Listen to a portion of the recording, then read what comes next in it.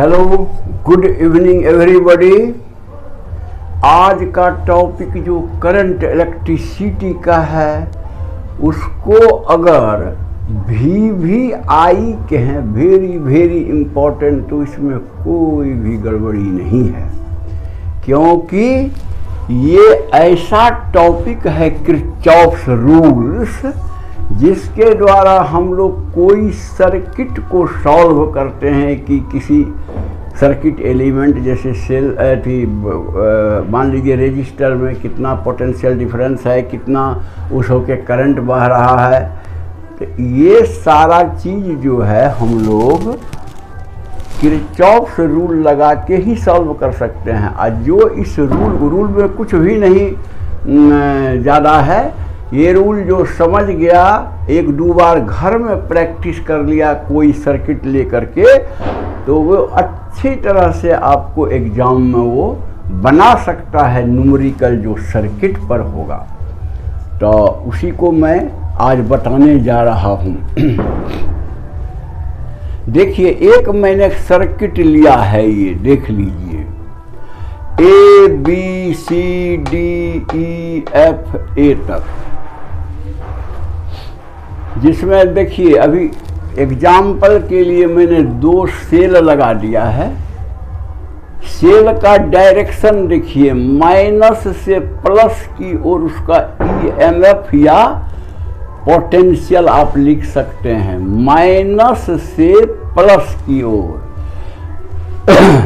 इसको भी देखिए, माइनस से प्लस की ओर है V2, और ये V1 माइनस से प्लस की ओर इधर है।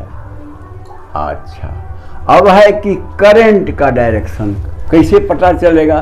तो जो मन डायरेक्शन हो आप डाल दीजिए एरो दिखा के। जैसे मेरा मन हुआ है, देखिए R1 होके I1 जा रहा है, R3 होकर के I3 इस डायरेक्शन में जा रहा है, तो R2 में उस डायरेक्शन में I2 जा रहा है। जो डायरेक्शन आपको मन हो वो डालिए, कोई फर्क नहीं पड़ेगा।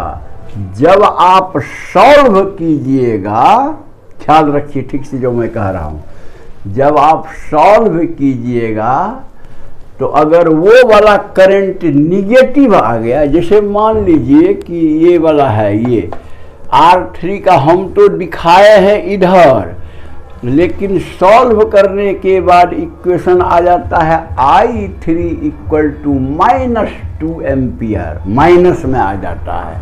तो इसका मतलब I3 का वास्तव में डायरेक्शन उल्टा है, यानी I3 इधर जाएगा।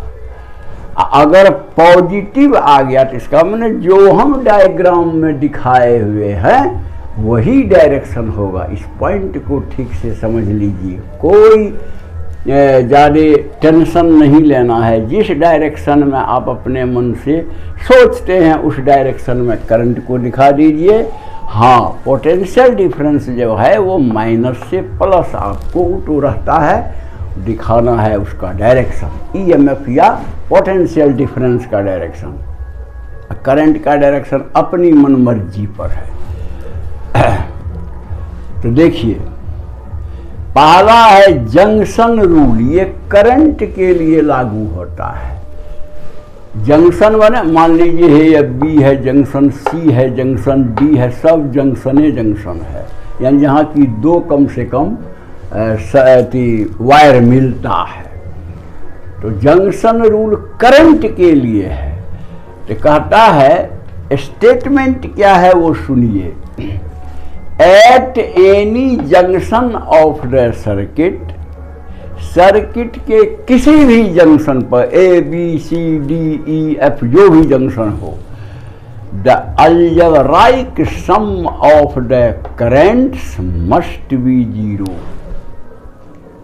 करंट का अलजेब्राइक सम जो है 0 होगा। अलजेब्राइक सम का मतलब कौन होगा प्लस, कौन होगा माइनस।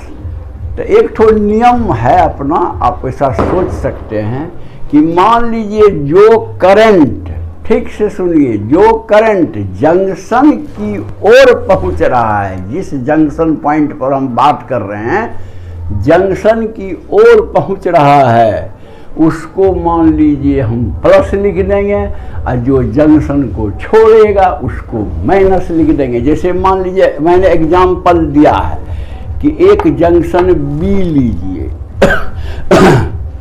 तो बी पर कौन पहुंच रहा है, तो ये देखिए I2 जो है बी पर पहुंच रहा है और छोड़ रहा है I3 भी और I1 भी।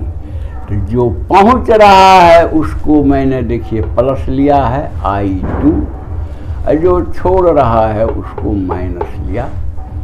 तो ऐसा लिख लीजिए I2 minus I1 minus I3 equal to 0। यही हुआ अलजेब्राइक सम, यानी जंक्शन की ओर पहुंचने वाले करंट को मान लीजिए पॉजिटिव आप ले लेते हैं, तो जंक्शन छोड़ने वाले करंट को आपको निगेटिव लेना पड़ेगा, और सबको ऐसा वही अलजेब्राइक सम हुआ।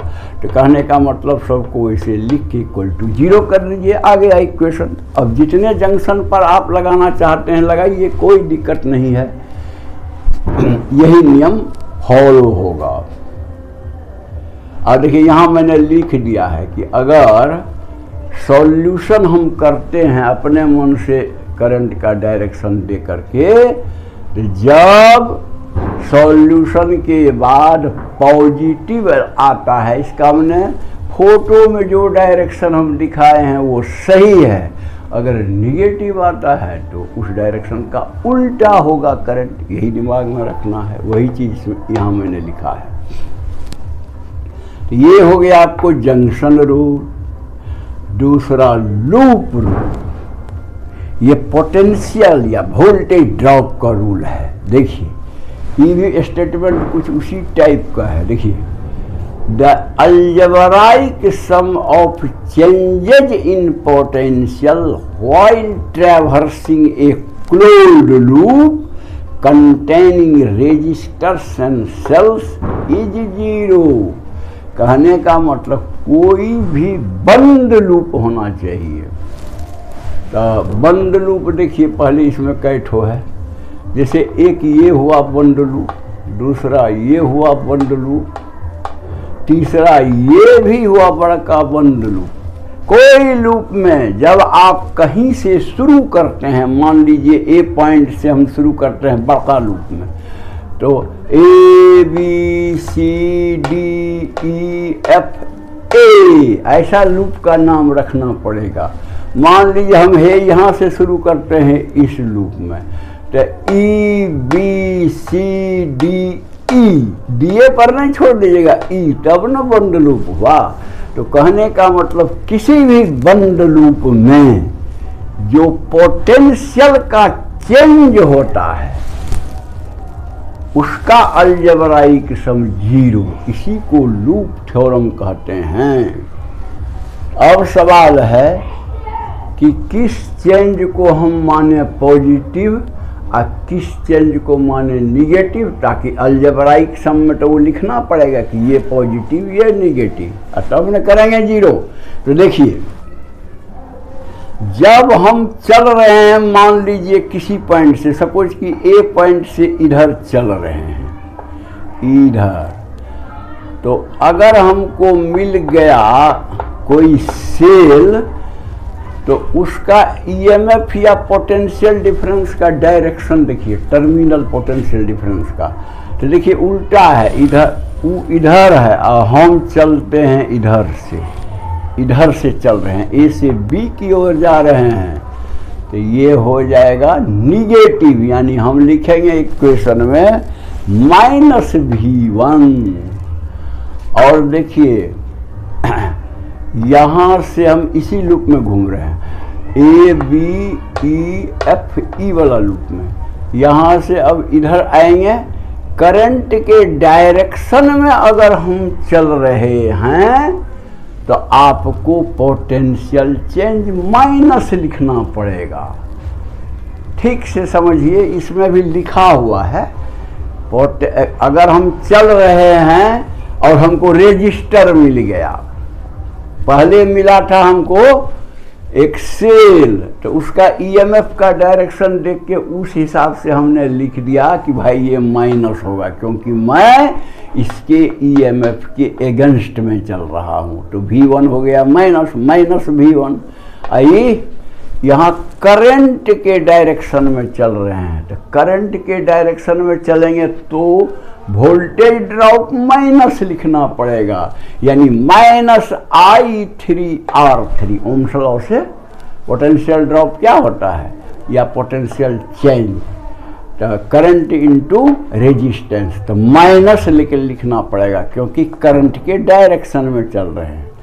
अच्छा, अब आइए यहाँ कुछ नहीं है, कुछ नहीं है। अब यहाँ से फिर ये तक हमको पहुँचना है, बंद लूप है। देखिए यहाँ करंट आ रहा है इधर, हम जा रहे हैं उधर अपोजिट डायरेक्शन में, तो क्या होगा, तो ये हो जाएगा वोल्टेज ड्रॉप यानी पोटेंशियल चेंज पॉजिटिव, क्योंकि मैं करंट के उल्टा डायरेक्शन में चल रहा हूँ।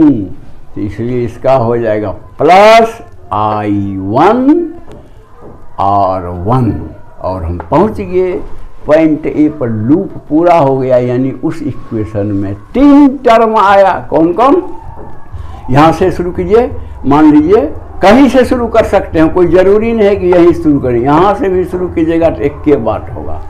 हाँ, मान लीजिए हम यहाँ से शुरू करते हैं, minus V1 minus I3R3 plus I1 R1 equal to 0। यही इक्वेशन हुआ लूप थ्योरम का। कोई लूप में लगाइए, जैसे कि मान लीजिए मैं बड़का लूप ले रहा हूँ, आहे यहीं से चल रहा हूँ, ऐसे घूम के मैं आऊँगा यहाँ पर, तो यहाँ तो कुछ नहीं मिला। हाँ देखिए रजिस्टर मिल गया, उल्टा डायरेक्शन वाला करंट, तो plus I1 R1 minus V1 plus V2, क्योंकि उसी डायरेक्शन में मैं चल रहा हूँ, plus V2 plus I2 R2, और यहाँ कुछ नहीं, पहुँच गए हम यहाँ पर।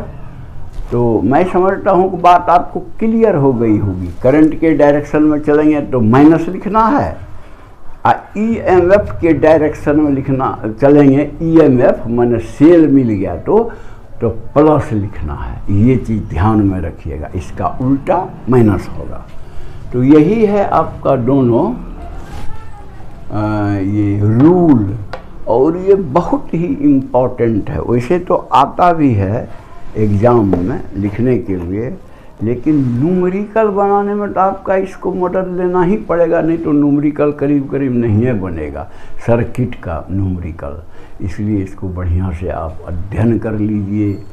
हमने बता दिया, वीडियो को बार बार देखिए, या उसको फोटो स्क्रीनशॉट लेके इसका बोर्ड का, इसलिए मैं शुरू में और लास्ट में थोड़ा देर छोड़ देता हूँ कि आप स्क्रीनशॉट लेना चाहते हैं तो ले लीजिए, कोई चीज़ का स्क्रीनशॉट लेके कॉपी में नोट कर लीजिए और उसको बढ़िया से समझ लीजिए। अब मेरा वीडियो में तो हमने बताया ही कि कौन प्लस कौन माइनस कैसे क्या करना है, तो मैं समझता हूँ आप लोगों को ज़रूर समझ में आ गया होगा। और अगर आपको पसंद है तो आप इसे लाइक कर देंगे, जो नहीं सब्सक्राइब किए हैं वो सब्सक्राइब करके बेल बजा देंगे ताकि उनको जाते रहेगा मेरा वीडियो। और दूसरे को मदद करना चाहते हैं तो व्हाट्सएप के थ्रू मेरा वीडियो भेज दीजिए, उसकी भी तैयारी हो जाएगी, क्योंकि अब एग्ज़ाम जो है जल्दी ही आने वाला है, समय नहीं है। That's all. Thank you.